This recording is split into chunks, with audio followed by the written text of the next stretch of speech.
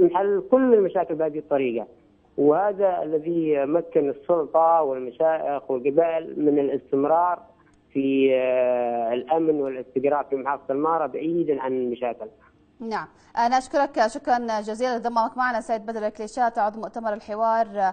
شكرا جزيلا لك. ولو عدنا للسيد مختار يعني وكيل أول محافظة المهرة، سيد مختار، هل هناك ربما يعني تنسيق بينكم كسلطات محلية في المحافظة وبين أيضا الأشقاء في عمان؟ دون شك احنا وسلطنة عمان دائما في تنسيق مستمر. الاخوه الاشقاء في سلطنة عمان لهم فضل كبير علينا في هذه المحافظه وجيراننا واهلنا.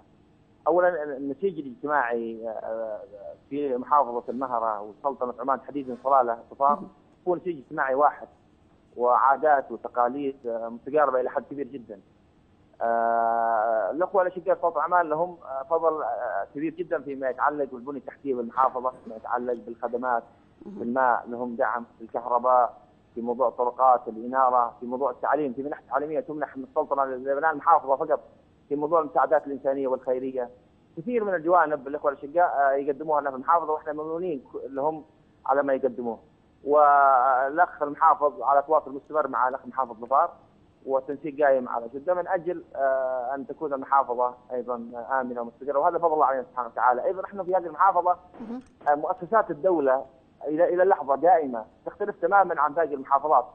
السلطات المحليه، المجالس المحليه، سلطات القضاء، النيابه العامه والمحاكم، مؤسسات الدوله كلها قائمه، بالتالي احنا لازلنا نمثل دوله ومؤسسات الدوله قائمه، والمواطن يعني يخضع لقرارات السلطات المحليه في المحافظات والمديريات.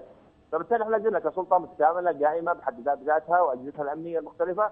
وتواصلنا مع الاشقاء بشكل عام دائما، مع الاخوه ايضا في التحالف ممثله بالمملكه العربيه السعوديه ودوله الامارات، ويقدموا كثير من الدعم في هذا الجانب فيما يتعلق بالخدمات، فيما يتعلق بالجانب الامني. نعم.